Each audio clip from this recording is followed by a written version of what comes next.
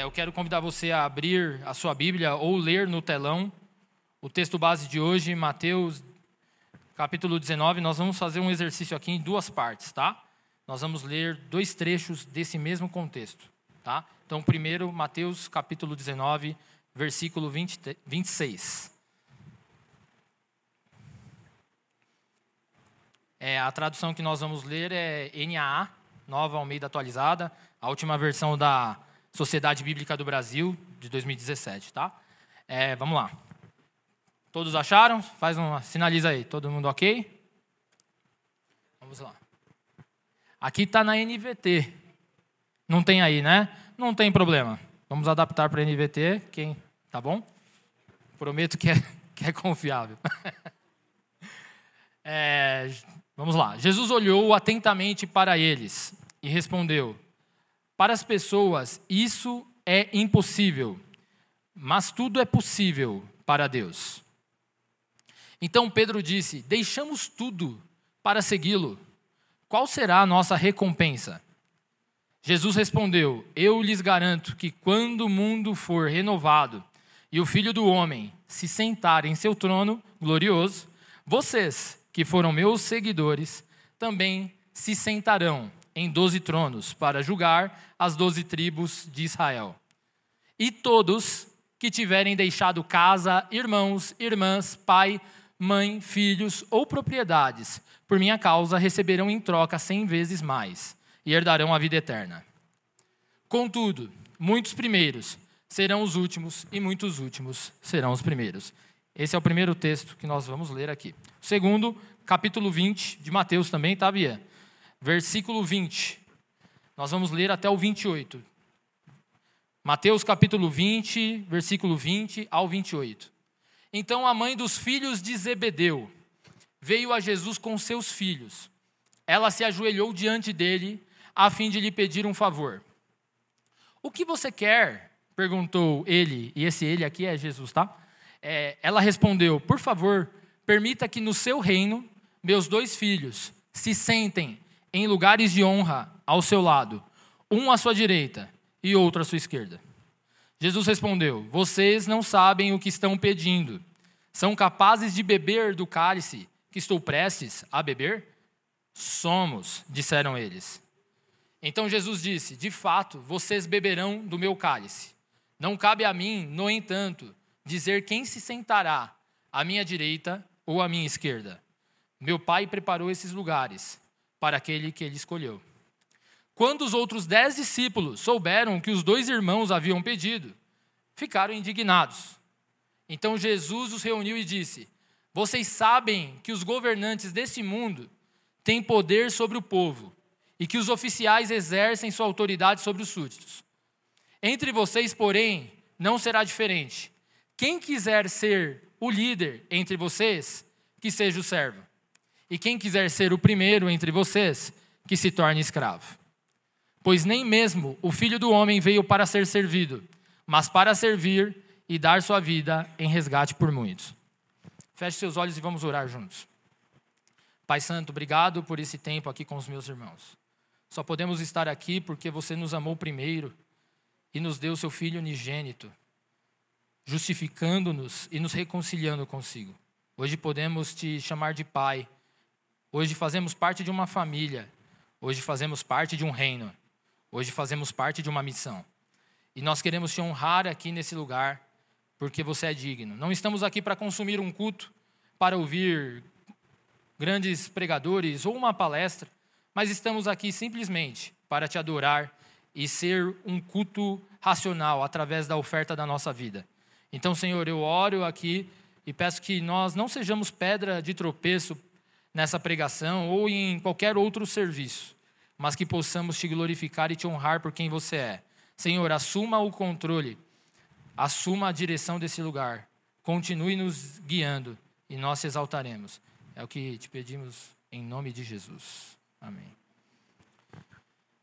Amigos, irmãos, visitantes, todos vocês aí sabem a importância que a indústria cinematográfica ela tem no âmbito brasileiro e mundial, certo? Todo mundo, de algum modo, gosta de uma série, filme.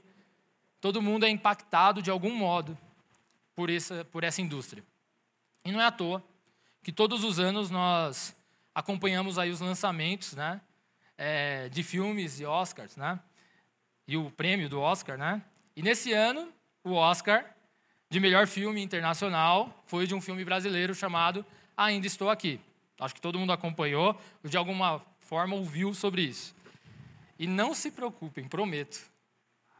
Prometo. As risadas aqui é porque eu tenho a fama de fazer spoiler às vezes. Não vou fazer spoiler.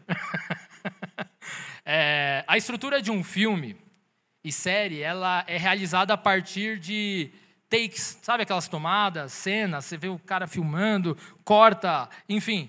E para a gente compreender a proposta dessa pregação hoje, eu convido você a imaginar que estamos aí num filme, rememorando aí as cenas que tem nesse texto que nós lemos, tá? Então, isso vai fazer com que a compreensão ela seja melhor e mais clara ao longo da exposição, tá ok? Então, o texto que nós lemos, ele basicamente traz 5 cenas, tá? A primeira cena é um diálogo de Jesus com o jovem rico. Mas, Renan, nós não lemos isso. Lemos, é que a gente pegou recortes. Porque o tempo é curto, luta contra a gente e é desafiador. Então, a primeira cena é o diálogo de Jesus com o jovem rico. A segunda é uma cena do diálogo de Jesus com Pedro e os discípulos. A terceira cena é um diálogo entre Salomé, Jesus, discípulos sobre grandeza. E aqui, na pregação, nós vamos parar até essa terceira cena, tá ok? Então, são 3 cenas que nós vamos ler aqui. O texto ele abrange mais, mas nós vamos comentar um pouco sobre essas 3 cenas para entendermos o contexto. O do jovem rico, galera, todo mundo já deve ter ouvido alguém pregar. Para quem me conhece, quem anda comigo, sabe que eu já falei desse jovem muitas vezes. E o que implica nessa primeira cena aqui? Esse jovem ele chega diante de Jesus e ele pergunta: Jesus, o que eu tenho que fazer para herdar a vida eterna? E Jesus, de uma forma categórica, falou para ele: guarda os mandamentos. E aí ele perguntou: quais mandamentos, Jesus? E aí Jesus cita praticamente 5 dos 10 mandamentos da lei. E o jovem fala: Jesus, guardei tudo. Está tudo certo comigo. E Jesus responde: então só lhe falta uma coisa. Vende todos os seus bens, suas propriedades, dê aos pobres, e você terá um tesouro nos céus. E aquele jovem se entristeceu. E o texto fala que até que Jesus o amou em outras partes. E é interessante porque aquele jovem, ele se entristece com o pedido de Jesus. Essa é a cena 1.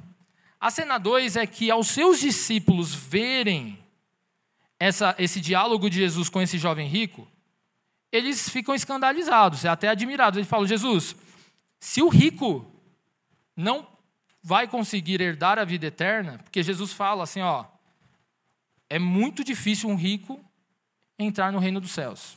É mais fácil um camelo passar no fundo de uma agulha do que um rico entrar no reino dos céus. É duro esse discurso. Mas abrindo um parênteses aqui, antes da gente continuar, não vou me ater ao debate, tá, do que é o camelo, do que é a agulha. Tá? Aqui não importa para a gente. Porque o que Jesus está querendo dizer é que é muito difícil pessoas que são influenciadas por propriedades e riquezas entrarem no reino de Deus. E aí, Jesus, ele continua essa conversa e os seus discípulos falam: Senhor, se esse rico que é abençoado, porque naquela época tinha uma mentalidade assim, quem tem propriedades, riquezas, detém da bênção de Deus, detém dos dons de Deus, detém das virtudes que Deus derramou sobre a pessoa. E eles que eram simples e pobres, eles falaram: Jesus, se esses aí não têm dificuldade, imagine nós. E Jesus fala: isso não cabe a vocês, mas se é impossível para vocês, mas é possível para Deus. Ou seja, Jesus já está transmitindo sobre a graça de Deus ali. E aí aqueles homens, de algum modo, ficam admirados e Pedro faz uma pergunta para Jesus: Jesus, E nós? Nós, os 12, que deixamos tudo para te seguir. O que vai ser da gente? O que Jesus diz aí que a gente leu no texto? Jesus faz uma promessa para Pedro. E fala assim, ó, nos tempos da regeneração, quando o Filho do Homem se assentar no trono, e o que é o Filho do Homem? Jesus está falando dele mesmo. Quando me assentar no trono do reino, vocês 12 terão 12 tronos e vocês vão julgar as 12 tribos de Israel. E todos aqueles que deixarem pai, mãe, irmãos, irmãs, por amor de mim, essas pessoas também vão herdar 100 vezes mais e vão herdar a vida eterna. Então, olha só que interessante essa segunda cena, né? E aí Jesus ele termina essa segunda cena contando a parábola de um trabalhador e de uma vinha. Olha só que curioso. Jesus conta a parábola de um trabalhador que ele tem de um senhor que tem os seus trabalhadores, e esses trabalhadores, eles combinaram com o senhor de ganhar 1 denário, que era uma contagem específica da moeda, né, da época. E aí, os trabalhadores que chegaram por último, então pensa assim, no dia, eu e você aqui, a gente começa a trabalhar aqui de manhãzinha, 8 horas da manhã, e a gente vai ser remunerado por isso. E na parábola, Jesus fala que chegaram grupos de pessoas na última hora ali. Supondo que a gente fique das 8 às 18, às 17 chegou um grupo de pessoas. E esses caras ganharam a mesma coisa que os que chegaram às 8. E aí a parábola conclui Jesus dizendo, ô invejoso, deixa eu fazer o que eu quiser com o meu dinheiro? Você está incomodado que eu vou pagar a mesma coisa? Eu não acordei com você 1 denário pelo dia? E os caras ficaram incomodados na parábola de Jesus.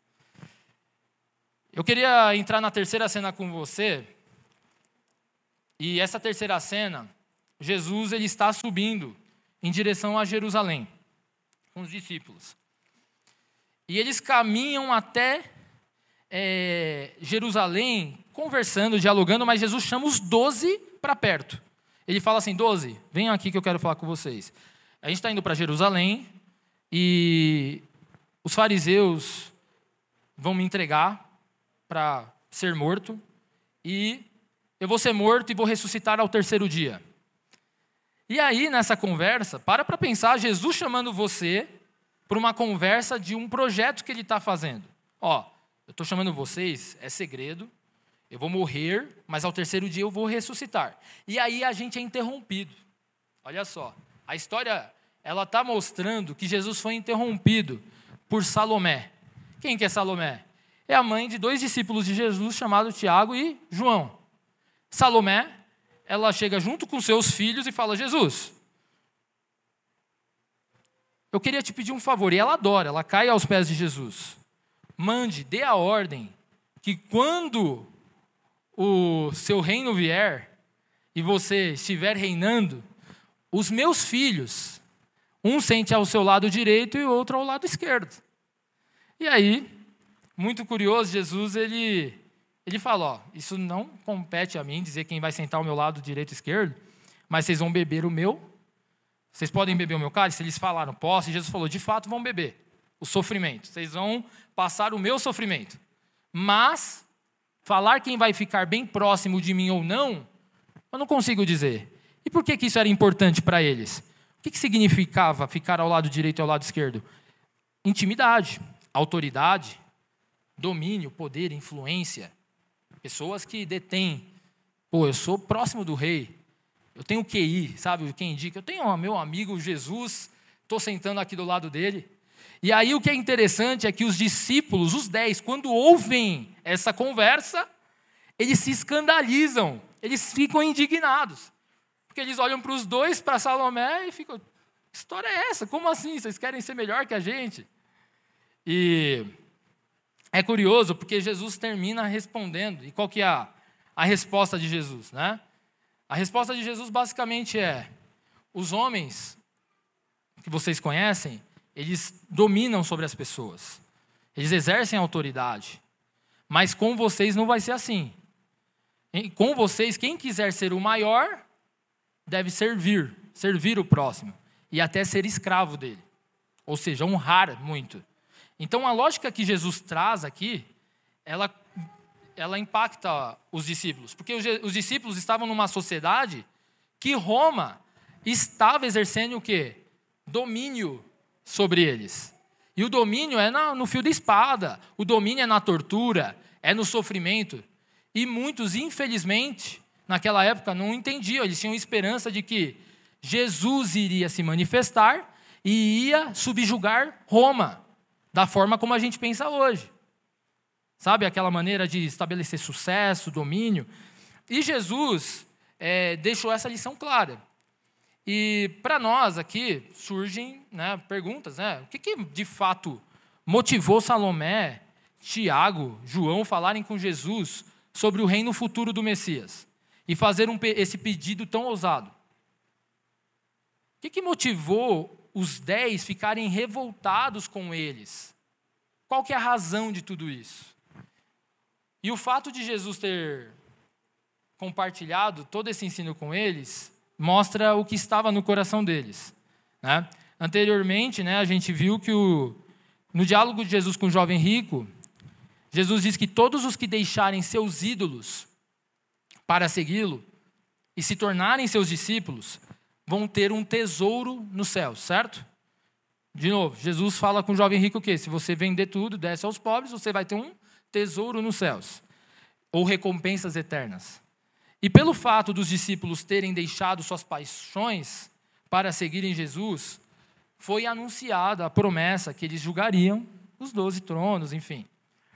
E essa promessa de Jesus trouxe a eles, olha só, trouxe a eles o entendimento e o conhecimento de que, cara, Jesus, ele está mostrando para a gente que vai existir diferentes galardões no reino dos céus.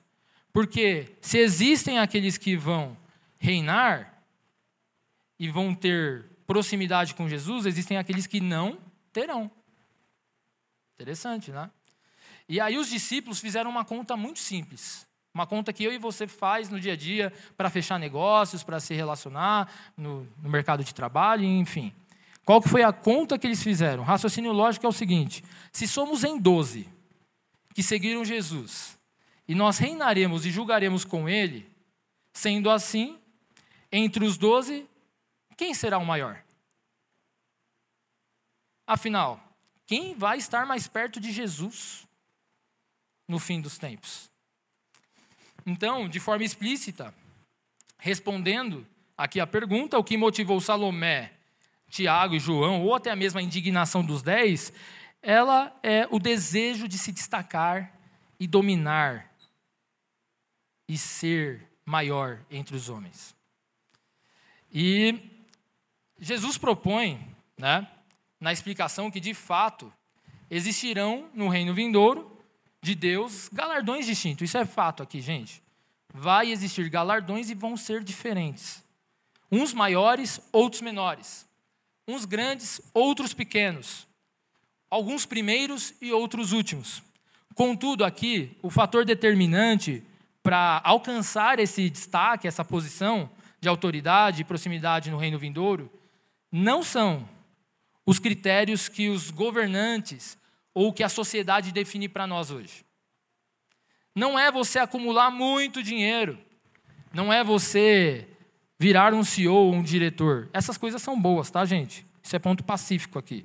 E Deus não condena essas coisas, mas Deus nos adverte.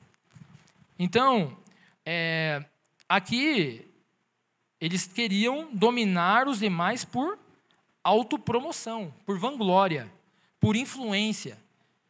Desde o início da humanidade, depois do pecado de Adão e Eva, a gente vê ao longo da história. É só você abrir um livro de história, a história das civilizações, a história dos impérios, e você vai ver a influência de poder político, militar, econômico, financeiro. Hoje, poder digital, a influência nas mídias sociais. Mas o critério de Jesus é o serviço ao próximo. É realmente nós honrarmos o próximo. Sermos vistos como menores aqui, mas aos olhos de Deus sermos os maiores. Então a pergunta que fica hoje, igreja, tendo em vista que para Jesus não é errado desejar galardão, não é errado a gente ter esse desejo no nosso coração. qual deveria ser a nossa principal motivação para desejá-los? Qual a maneira correta de usar esse desejo para a glória de Deus? E a partir dessa pergunta, quero compartilhar com vocês a proposição dessa pregação e o título. Tá? O título é Vislumbrando as Recompensas Eternas. Então, aqui a proposição é que Jesus ele quer que nós desejemos as recompensas eternas. E hoje eu quero compartilhar com vocês esses princípios, motivações para que a nossa mentalidade não seja como a mentalidade desse século. Que a nossa mentalidade seja uma mentalidade que agrade o Senhor, tendo esses bons desejos. Então, o propósito é que hoje você se arrependa e seja corrigido no seu coração, em como estabelecer os alvos no seu coração de grandeza, de sucesso, e que, segundo os padrões sociais humanos tradicionais, não estão alinhados com o coração de Deus. Mas Deus quer calibrar o nosso coração aqui nessa manhã. Tá? Então, eu vou compartilhar com vocês alguns princípios. O primeiro princípio que eu queria compartilhar com você é que, sim, Jesus quer que seus discípulos vislumbrem as recompensas eternas intencionalmente. Jesus quer que eu e você sejamos intencionais em cada atitude, ação das nossas vidas, nós olhemos para nosso coração e veja a motivação e veja a esperança. E saiba, você será recompensado. Então,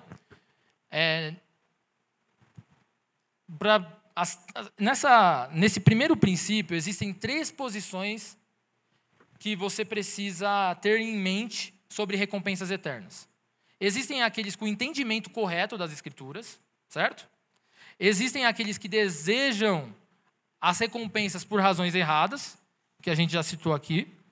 E existem aqueles que nem pensam sobre isso. Talvez aqui, se a gente levantasse as mãos e perguntasse, ei, você já pensou sobre recompensas eternas? Talvez você fale, não. Talvez eu nunca refleti sobre isso. Mas, para vislumbrar, e o que é vislumbrar, gente? Você contemplar aquela recompensa, sabe quando você trabalha bastante no seu trabalho, e aí você fala, no final do mês vai cair o meu salário. Ou vou guardar aquele dinheirinho porque eu vou conseguir comprar. Aquilo são as recompensas. Só que a lógica do céu é diferente da lógica terrena. Então, Jesus ele quer que a gente saiba alguns pré-requisitos antes de vislumbrar nesse primeiro princípio. O primeiro passo é tornar-se um discípulo de Jesus e nascer de novo. Isso é básico para você contemplar recompensas eternas. Se você não nascer de novo, dificilmente você vai conseguir contemplar. Então Jesus afirma que quem não renunciar tudo e qualquer coisa não pode ser discípulo dele. E devemos renunciar nossas principais paixões, que começam de dentro para fora. Começam aonde, gente? No nosso coração. Normalmente as nossas motivações, elas são regidas por aquilo que está dentro do nosso coração. O segundo passo, nesse primeiro princípio, é permitir ter um coração ensinável para ser abastecido por Jesus. Imagina, você decide seguir Jesus, mas você não recebe o que Jesus te ensina. Então, você não vai conseguir viver plenamente o que Jesus quer para você. Porque a partir de um coração e consciência é que nascem as perversidades humanas. E Jesus sabe disso. A Bíblia relata inúmeros textos que a maldade, o pecado vem desde a meninice, desde a criança. Então, é muito comum Jesus toda vez querer ir na raiz do problema que começa no coração. Bia, abre comigo em Lucas 12. Lucas 12, do 1 ao 3, por favor. Quando as multidões cresceram a ponto de haver milhares de pessoas atropelando-se e pisando umas nas outras, Jesus concentrou seu ensino nos discípulos, dizendo: tenham cuidado com o fermento dos fariseus, que é a hipocrisia. Virá o dia em que tudo que está encoberto será revelado, e tudo que é secreto será divulgado. O que vocês disseram no escuro será ouvido às claras, e o que conversaram à porta fechada será proclamado dos telhados. Gente, Jesus é claro em dizer para nós que não há nada no nosso coração que não venha um dia a ser revelado. Seja bom ou ruim, qualquer motivação que você tenha. Deixa eu me hidratar um pouquinho.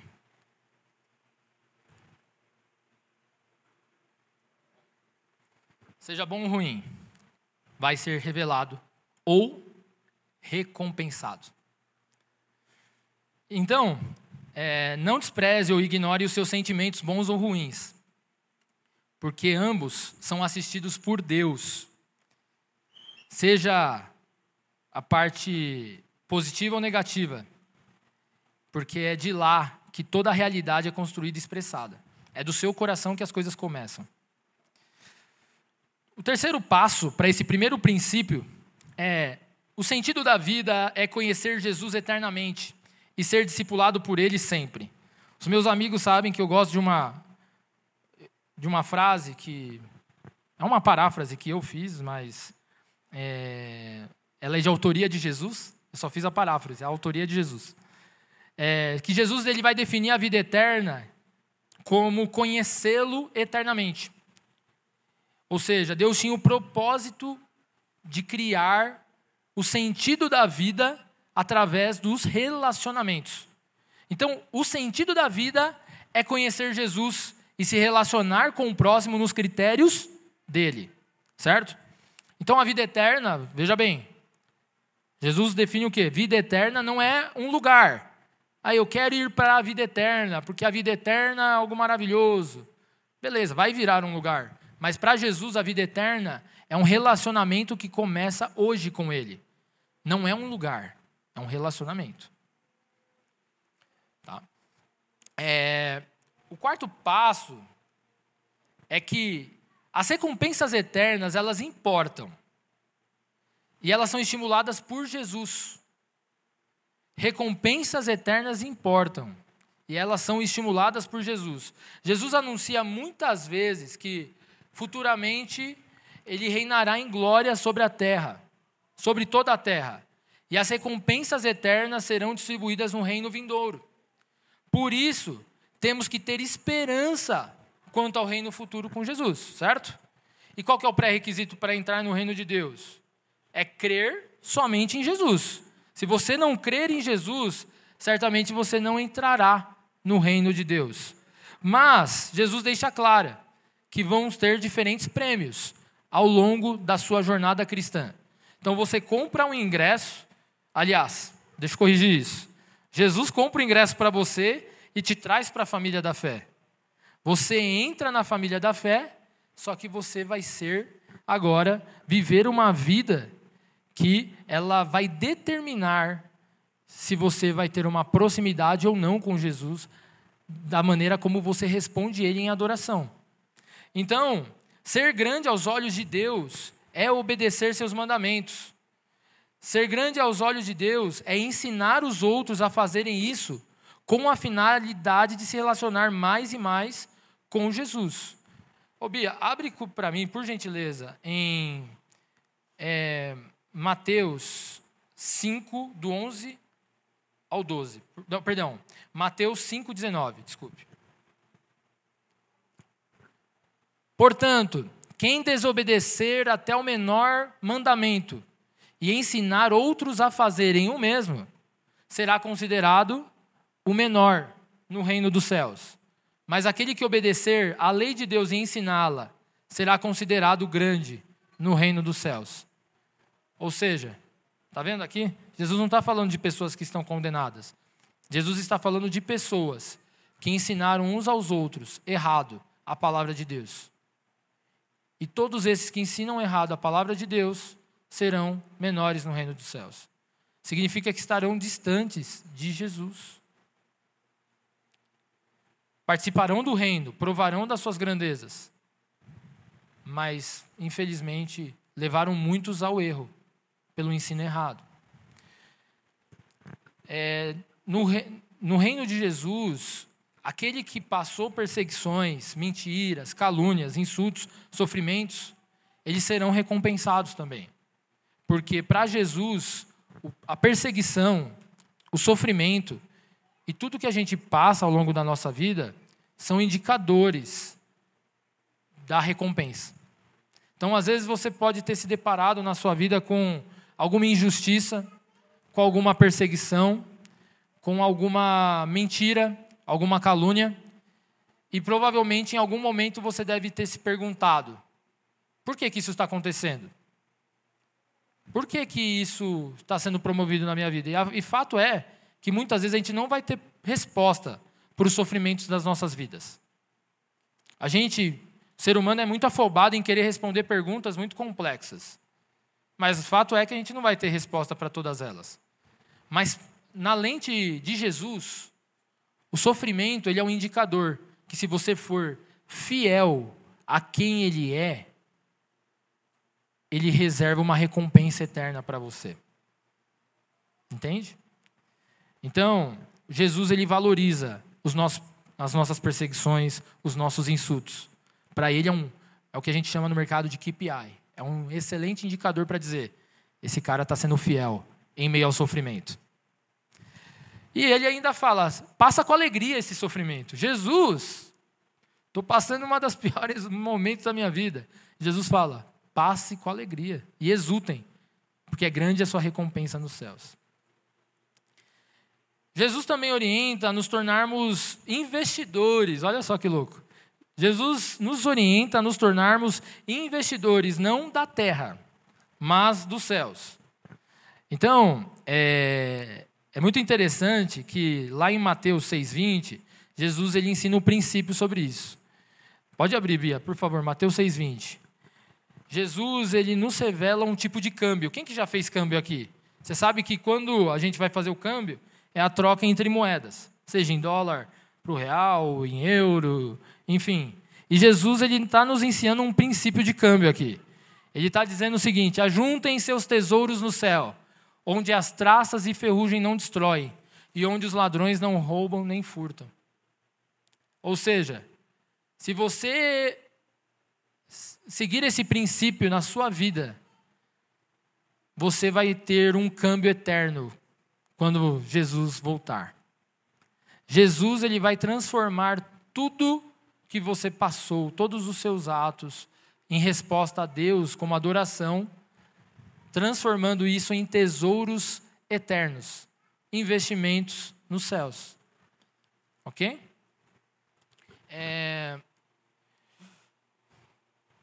Amar Jesus e ser um discípulo dele, transformado, exige nós prestarmos atos de serviço e honra ao próximo, certo? Isso ficou claro aqui para nós. Mas também Jesus ele pede para amarmos os nossos inimigos. E se a gente tivesse que conversar de uma forma informal, com certeza você teria lista de inimigos, lista de pessoas que te machucaram ao longo da sua jornada. E Jesus Jesus não quer que você faça guerra com essas pessoas. Ele deseja que você ore por essas pessoas e que tenha compaixão e que elas venham ao conhecimento de quem Ele é. Então, se você ama a Deus e odeia os seus inimigos, talvez você não saiba nem o que é amor, ou talvez não saiba nem quem é Deus. Então, Jesus ele é muito categórico. Bia, abre em Mateus 5,44, por favor.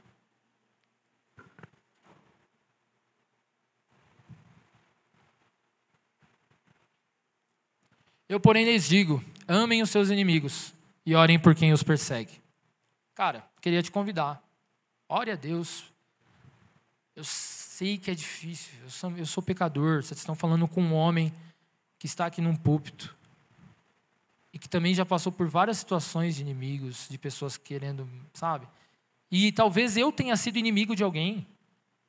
Talvez eu tenha prejudicado alguém.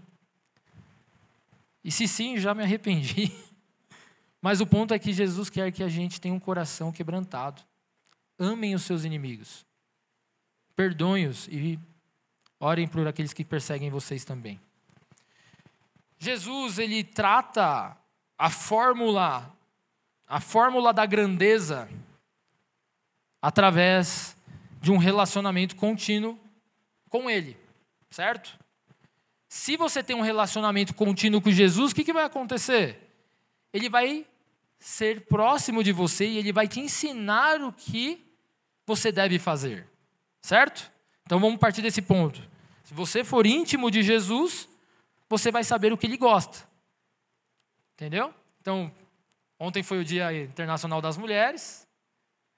Todo marido, mulher, enfim, pela intimidade sabe o que gosta, o que não gosta, o que deveria fazer, o que não deveria.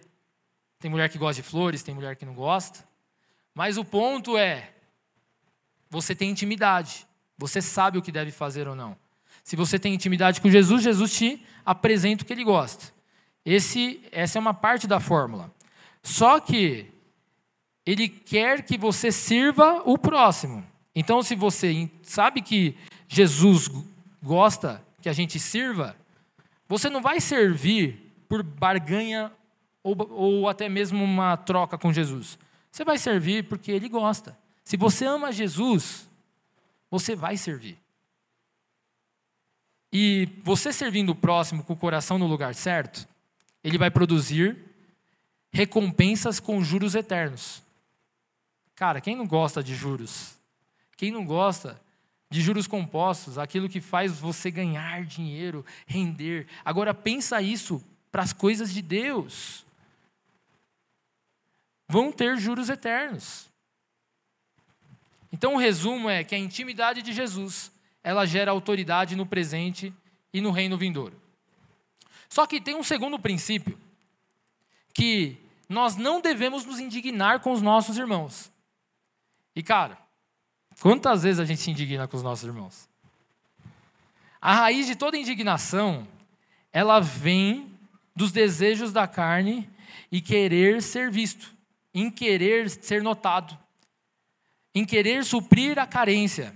Eu sou carente e eu preciso suprir isso, então eu preciso ser notado. Ou até mesmo eu quero dominar, eu quero ser uma autoridade, segundo os padrões desse mundo. Então, nós vamos conhecer pessoas o tempo todo que estarão servindo Jesus com desejos errados.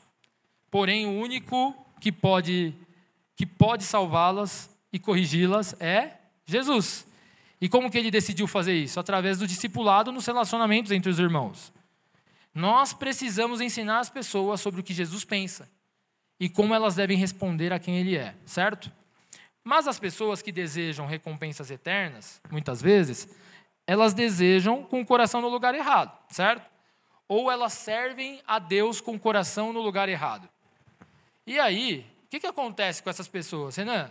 Se essas pessoas estão na igreja, servindo com o coração no lugar errado, ou querem ter recompensas eternas com o coração no lugar errado, o que a gente faz? Discipula. Mas certamente, em algum momento, se aquilo não for corrigido no coração dessas pessoas, elas começarão a defraudar a palavra de Deus, a lei de Deus. E em algum momento, elas vão servir e vão desanimar. Em algum momento, elas vão ver que a recompensa que ela queria dos homens não foi alcançada. Então ela vai abandonar a missão. Ela vai abandonar o propósito. Por quê? Porque, infelizmente, ela não entendeu que o sentido da vida é se relacionar com Jesus. E servir é uma resposta a quem Ele é, e não uma obrigação para conquistar algo. Então, a gente tem um exemplo de Salomé, né, que a gente leu, de Tiago e João, que desejavam posições no reino com o coração no lugar errado. Então, muitas vezes eu e você, presta bastante atenção nisso que eu vou te falar. Muitas vezes nós estamos a todo tempo aqui ouvindo Jesus nos chamar para algo. Igual agora, essa pregação, Jesus está nos convidando a nos arrepender pela maneira como a gente entendia serviço na igreja, no dia a dia. Porque serviço não é algo a ser alcançado escravizando o próximo. Mas serviço é algo a ser respondido como adoração. É uma resposta a quem Deus é. Então, muitas vezes Jesus ele está nos chamando para alguns temas que são de interesse dele. Falando, ô Maria, José, fulano, vem, porque eu quero te apresentar o meu plano. Sabe quando Salomé chega, Jesus está falando, eu vou morrer, eu vou ressuscitar. Aí chega Salomé e falou, Jesus, desculpa te interromper aí rapidinho. Eu queria só te pedir para você lembrar de colocar meu filho à sua direita e à sua esquerda. Bah! Cara, será que você entendeu? Será que você entendeu de fato? Então, Jesus ele está nos chamando para compreender o seu projeto. Porém, presta atenção aqui nessa conjunção. Porém, muitas vezes nós estamos ignorando a voz do Espírito que sussurra em nós. Ou queremos começar a ser ouvida para falarmos de nossos interesses pessoais. A gente ignora Jesus, sabe, o que ele está falando não é do nosso interesse, e a gente interrompe ele e fala, Jesus, vamos falar do que interessa? Coloca meus filhos lá. Quantas vezes eu e você não estamos interrompendo a voz do Espírito Santo nos nossos dias para falar só do que nos interessa?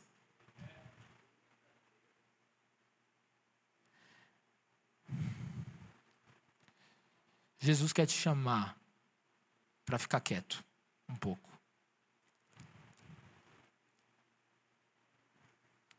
Ouça o que ele tem para falar. Depois, às vezes o que você tem até é correto, mas vem de uma motivação errada. Vou te dar um outro exemplo. Vocês conhecem Marta, irmã de Maria, irmã de Lázaro? Ela fica indignada com a sua irmã. Olha só o que acontece. Jesus está lá na casa deles e a sua irmã está no sofá, no chão, conversando com Jesus, se maravilhando com o que Jesus tem para falar. E aí Marta está lavando a louça e só de olho. Essa folgada. Eu estou arrumando tudo sozinha, ela só de papinho. E aí, ela confronta Jesus. Jesus, ela está ali conversando de papo. Eu estou aqui me matando. Você não vai mandar ela vir me ajudar, não? Isso é na tradução do Renan, tá? Nas palavras da Bíblia está com um pouco mais de formalidade ali. E Jesus fala, ela escolheu a boa parte. Ela escolheu a boa parte. E aí, por que isso é interessante? Porque servir não é errado. Até agora a gente tem falado de serviço. Jesus quer que esse serviço seja uma resposta a quem Ele é. Só que também tem o ponto de nós servirmos com o coração no lugar errado, olhando para o outro. Você está servindo, mas você está assim, aquela pessoa ali, viu? Faltou mais uma vez. Aquele irmão não limpou direito o banheiro. Aquele irmão não deu o dízimo. Estou de olho. Gente. Aí, ó. E um som como vento veemente. O ponto é que muitas vezes a gente está servindo com o coração no lugar errado. A gente quer servir com os padrões desse mundo, com um olhar de domínio sobre as pessoas, buscando a glória própria.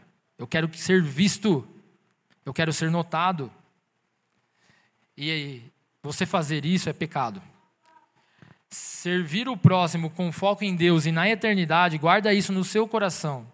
Se eu tivesse que pedir para você guardar uma frase de toda essa pregação servir a Deus ou ao próximo é adoração, se você tem o coração no lugar certo. Se você serve adorando a Deus, Senhor, eu vou chegar no horário por sua causa, porque você é digno de adoração. Você é digno do meu sim, sim e do meu não, não. Você é digno de eu fazer as coisas da melhor forma, ser zeloso. Isso é adoração. Mas se você serve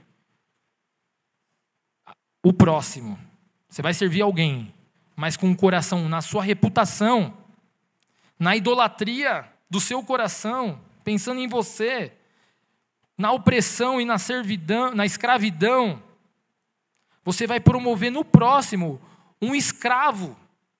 Porque você não está preocupado se o próximo também está aprendendo a servir com o coração em Deus. Você está preocupado se o próximo vai ouvir o que você tem para falar. Você está preocupado que o próximo ele vai servir com os padrões que você estabeleceu. Mas o que Jesus nos chama é: discipule o próximo para ele aprender a servir em adoração. A resposta a um serviço errado, presta atenção, o fato de você servir errado, você sair daqui, pô, o Renan falou umas coisas complexas. Então eu vou deixar de servir até o teu coração no lugar certo. Não, não é isso. A resposta para um serviço errado não é deixar de servir. Porém, a resposta é você se arrepender hoje. E você pedir a Deus para colocar seu coração no lugar certo. Entendeu? A resposta para algo errado não é deixar de fazer o certo. A resposta para algo errado é se arrepender e começar a fazer o certo. Não é uma mensagem de desânimo, é uma mensagem de boa nova. Se arrependa, Jesus ainda tem interesse. Por fim, irmãos, Deus quer calibrar nosso coração. Deus quer calibrar o nosso coração com o seu caráter, para servirmos como era no propósito original do Éden. Todo bom cristão deveria conhecer a história do começo, de Gênesis a Apocalipse. Você conhecer a história de Adão e Eva é o princípio do propósito original ali de Deus. Para quem conhece essa história, e para quem não conhece, se é a primeira vez que você está ouvindo isso, Adão recebeu uma ordem. Adão foi feito por Deus, o primeiro homem. E ele recebeu a ordem de Deus de cultivar e guardar o jardim. Sabe qual que é a missão que Deus deu para todo ser humano no jardim do Éden? Guarde e cultive o jardim. E não coma da árvore que estava no meio do jardim. Que árvore era essa? A árvore do conhecimento do bem e do mal. Ele comeu, olha só, Adão e sua esposa comeram dessa árvore que Deus tinha pedido para não comer. E produziu o pecado que Deus não queria que fosse produzido em si. Alterou tudo que Deus tinha projetado. Então, Deus não queria que eles comessem, porque ele saberia o dano que ocorreria. Porque Deus não permitir Adão comer da árvore da vida, porque ele poderia viver eternamente num estado perfeito. Mas olha que interessante. Adão come da árvore do conhecimento do bem e do mal. E sabe o que Deus fala para Adão? Não vou deixar você no jardim. Você será expulso do jardim e vou guardar a árvore da vida. Sabe por quê? Porque se ele comesse da árvore da vida com um caráter corrompido, você seria eternamente pecador. E eternamente pecador, você ia entrar em choque com Deus. Deus tem um projeto e tem um pecador querendo se manter eterno com o pecado. E aí, o que Deus faz? Tira a árvore da vida. Por quê? Porque Jesus não quer nos dar poder, grandeza, autoridade e eternidade se nós não tivermos o caráter de Deus em nosso coração. A eternidade não é o suficiente. Presta atenção. A eternidade não é suficiente se o nosso coração não é governado pelo caráter de Deus. A eternidade não é suficiente se o meu e o seu caráter não for governado pelo coração e pelo caráter de Deus. Então, Sem o caráter de Deus em nós, nós não conseguiremos obedecer os mandamentos de Jesus e servir o próximo e a criação. Sabe o que Paulo escreve lá em Romanos 3, do 22 ao 23? E a justiça, Jesus é a justiça de Deus mediante a fé, para todos e sobre todos os que creem. Porque não há distinção, pois todos pecaram e carecem da glória de Deus, sendo justificados gratuitamente por sua graça, mediante a redenção que há em Cristo Jesus. Os músicos, se vocês quiserem já subir, fica à vontade. Nós já estamos finalizando aqui. Então, sem o caráter de Deus em nós, nós não vamos conseguir obedecer os mandamentos de Jesus e servir o próximo e a criação. A criação se tornou maldita por nossa causa. Por nossa causa. Renan, mas não fui eu que comi da árvore. Renan, não fui eu. É verdade. Às vezes não foi você que foi jogar o lixo lá no Rio Tietê. Não é verdade? Mas vamos ser sinceros? Todos nós somos afetados pelo pecado uns dos outros. Às vezes você não comete tráfico infantil. Às vezes você não comete outras coisas. Mas às vezes a sua negligência, ela contribui com aquilo. Então, nós somos parte do pecado uns dos outros. Então, não adianta a gente apontar o dedo para Adão e para Eva, porque a gente só reproduz o que eles fizeram de outras formas. A gente come o fruto de outras árvores. E, Renan, como que nós podemos experimentar, então, essa regeneração novamente? Como que a gente pode voltar, Renan, para o modelo original, se eu sou um pecador e se eu não consigo me salvar? E a resposta é muito clara. Deus amou o mundo de tal maneira que deu seu Filho unigênito para que o mundo não pereça, mas tenha vida eterna. Sem Jesus, nós não podemos provar a eternidade. Não há possibilidade. Deus criou uma barreira. O homem não pode ser eterno enquanto ele não for governado pelo meu caráter. Então, nós precisamos entregar totalmente a nossa esperança para servir com o coração no lugar certo. Jesus, ele não quer nos dar poder, grandeza e autoridade sem o caráter de Deus. E a única maneira é o princípio lá número 1 que eu falei. É você rendendo a sua vida a Jesus. É você entregando tudo.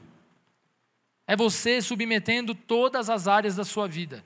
Porque senão, o seu caráter nunca provará a eternidade. A cruz de Jesus calibra o caráter de Deus em nós. Quanto mais eu entendo a cruz, mais eu compreendo minha condição de pecador. Maior é minha compreensão de graça, mediante a fé em Jesus. Você tem uma dívida impagável, amigos. Na última igreja caseira, nós falamos sobre isso. Todos nós temos uma dívida impagável. Imagine se você devesse 40 bilhões e chegasse um homem e falasse assim: está cancelado sua dívida. Às vezes a gente deve muito menos e a gente queria que chegasse alguém e falasse: está cancelada a sua dívida. Mas fato é que existe uma dívida eterna, que são juros eternos que o homem cometeu de pecado. E vem um homem que paga isso para você e cancela a sua dívida. E Jesus não quer que você cobre mais as dívidas alheias. O próximo às vezes está te devendo 40 mil, você devia 40 bilhões. Por amor a quem você serve, que é Jesus. Perdoa a dívida alheia. Porque a adoração é uma resposta. E servir respondendo a Deus em adoração é perdoar a dívida do próximo também. Então, o próprio Deus se ofertou de sua vida para que pudéssemos entrar em sua família e reinar com Ele. A pergunta que eu quero deixar para encerrar essa pregação é a mesma pergunta que Deus fez para Adão. Onde você está aqui, nessa manhã? Onde você está? Afinal, Deus, Ele não sabia onde Adão estava depois que ele pecou? Afinal, O Espírito Santo te perguntar onde você está, ele não sabe onde você está? Não. Na verdade, ele sabe. Ele sabe tudo. A pergunta é: onde está o seu coração na minha presença? Onde está o seu coração na presença do Senhor? O pecado nos afasta de Deus e promove a autossuficiência para dominar. Sabe por que quando a gente peca, a gente normalmente se frustra e quer ficar afastado das coisas? Porque o nosso desejo era: eu queria ser bom bastante para ser influente, para dominar muitas vezes. Mas, porém, entretanto, todavia, o arrependimento nos aproxima de Deus. Porque aproximar-se de Deus se arrependendo é confessar que só Ele pode nos devolver a eternidade no nosso coração com o seu caráter. Nós não conseguimos. Deus nos arrancou a eternidade para nos ensinar a ser governados pelo caráter dele. Lá em Apocalipse 22, último livro da Bíblia, último capítulo da Bíblia, verso 12, Jesus fala assim, de fato, Jesus fala: eis que venho em breve. Presta atenção. Eis que venho em breve. A minha recompensa está comigo, e eu retribuirei a cada um de acordo com o que fez. Eu sou o Alfa e o Ômega, o primeiro, o último, o princípio e o fim. Felizes os que lavam as suas vestes, e assim têm direito à árvore da vida, e podem entrar na cidade pelas portas. Jesus, ele está dizendo aqui no último livro da Bíblia: eis que venho sem demora. A recompensa dele será retribuída a cada um pelo que fez. E felizes os que lavam as suas vestes, porque terão direito à árvore da vida e podem entrar na cidade pelas portas. Jesus, Senhor, obrigado, Senhor.